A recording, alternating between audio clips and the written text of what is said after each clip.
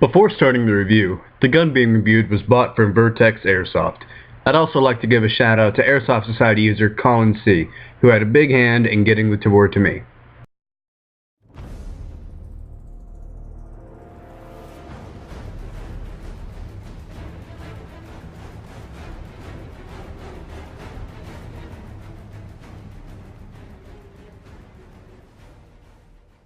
Hello there YouTube, my name is Adam from Gunjack, coming at you guys today with a review of the Umarex Tavor 21. Before we get into the replica, let's take a look at its real steel counterpart. The TAR 21 project began in 1995 by Israel Military Industries, now Israel Weapon Industries, to create a rifle suited for the Israeli Defense Forces on modern battlefields. Most combat situations were occurring in urban spaces, requiring soldiers to fight in close quarters. With a mostly mechanized army, weapons also had to be transported inside vehicles and helicopters. At the time, Israeli forces had small numbers of Galil SAR rifles and mainly used M16A1 rifles. Later editions of M4A1 carbines were still judged as too long for comfortable use. To make the weapon compact while keeping a relatively long barrel length to achieve ballistically favorable higher muzzle velocities, a bullpup design was chosen. The TAR 21 began to enter limited service with the IDF in 2003. The TAR 21 design was created by Zalman Sheds, with the express purpose of creating a weapon more suited to urban combat than the M16 or M4 carbine. It is based on advanced ergonomics and composite materials in order to produce a more comfortable and reliable rifle. The TAR 21 is waterproof and lightweight. The weapon has a built-in laser and Mars red dot sight, but the TAR 21 can also be mounted with an array of different sights, such as a holographic weapon sight, night vision systems, and other electronic devices. It also comes in numerous variants. The TAR 21, the standard infantry version, the GTAR 21, standard version with a notched barrel to accept an M203 launcher, the CTAR 21, a compact short barrel version intended for commandos and special forces, the STAR or Star 21, a designated marksman version with a bipod and Trijicon ACOG 4x sight, the MTAR 21, a compact weapon issued to specialized units, which also spawned the Zatara, the Indian version, and the TC-21, a semi-automatic Tavor carbine. Looking at the box, it's packaged pretty nicely. It's packed up in the black styrofoam that doesn't get everywhere. It's also important to note that this is the box you should be getting. Some retailers are mistakenly sending Ares or S&T Tavors to customers instead of this one. In the box, you'll be getting Elite Force warranty information. I recommend holding on to this and registering up, considering they give you a whole year without worries.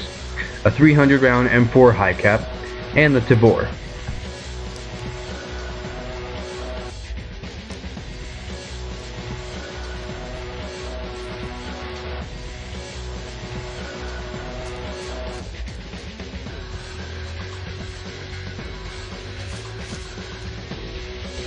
Looking at the gun, it's really nicely made.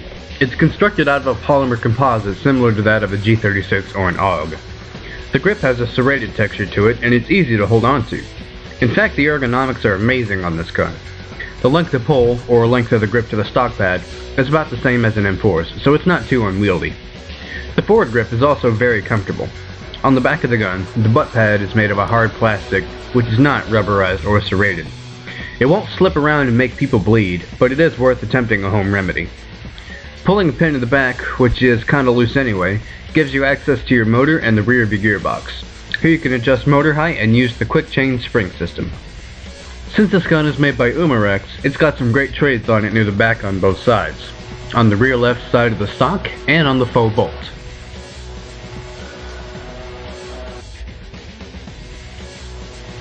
On the opposite end of the gun, we're greeted with an orange tip, which needs to be left on to keep the warranty intact. However, if you want to take it off, you'll be met with 14mm clockwise threading, meaning you'll need an adapter for most aftermarket parts.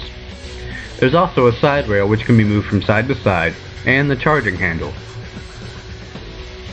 The top rail is kinda short, not even being able to house an EOTech 552 replica all the way. You're not going to be putting massive scopes on this thing. With that said, I suggest looking into an optic to use with this gun. The iron sights are kind of bad. A small slight picture leaves much to be desired, and they don't click into place very positively. The Tavor uses standard M4 styled Stenag magazines, so you'll have no shortage of options. Inserting and changing the magazine takes a little getting used to, and sometimes you're not sure if the mag is fully inserted, but these are things you can get used to easily after using it. The hop-up is accessed by pulling on the charging handle. This gun has a functioning bolt catch, so if you pull the handle all the way back, you can lock the bolt cover into place. Pulling it back as far as you need to is something else that takes some getting used to, but this again is something you'll overcome with regular use. The hop-up is your standard wheel type unit, and it's pretty easy to dial in. The space is a bit cramped, so gloved users may have some difficulty adjusting it. To close the bolt cover, simply push back on the bolt catch. The bolt catch also doubles as a spring decocker. After firing in full auto, you can simply decock the spring without firing a few shots on semi. While you fire this gun, the bolt cover will move back and forth, giving simulated blowback. This is a pretty cool addition, but it does have its downsides, such as adding additional stresses on the gearbox and making a loud clank right next to your head. However, just by charging the gun and leaving the cover open, you can disable this ability.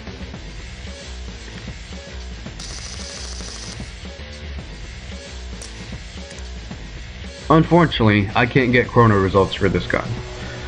The only chrono that I have is the X-Cortec 3300W, which is the PEC box, MOSFET, and suppressor. And the suppressor will not screw onto this gun due to its unusual threading. I also don't want to void my warranty. So, the next time I go to a field and I get chronoed with this gun, I'll put an annotation and let you guys know about how fast it shoots. Taking the gun back to 50 feet, which the camera zoomed in on the target, and using a mixture of .2 and .25 BBs on a about 75% charged Matrix 7.4 volt LiPo, this gun performs very admirably. With a barrel length of 509mm, I really didn't know what else to expect. It was able to hit the target each and every time.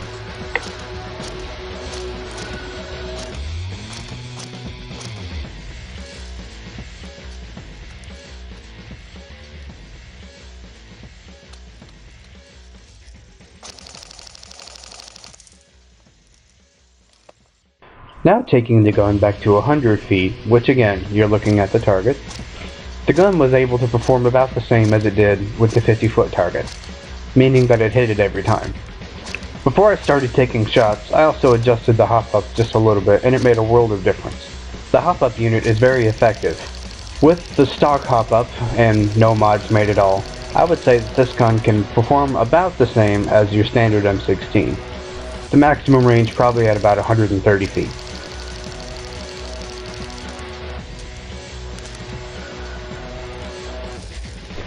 So, what's the final verdict on this gun?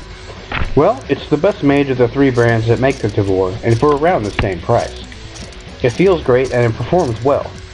With the Tavor, you gotta remember that the state of Israel has been at war virtually since its inception, so they needed a rugged, accurate rifle, and I think the Elite Force version reflects that well. Should you start fighting terrorists and chopping down trees with it? No, but it will stand up to wear and tear of airsoft games. It's got some shortcomings, but these are easily outweighed by the many pros of this gun. If you're considering getting it, I would go for it. Well, that about does it for this review. Thanks for watching, and as always, stay frosty.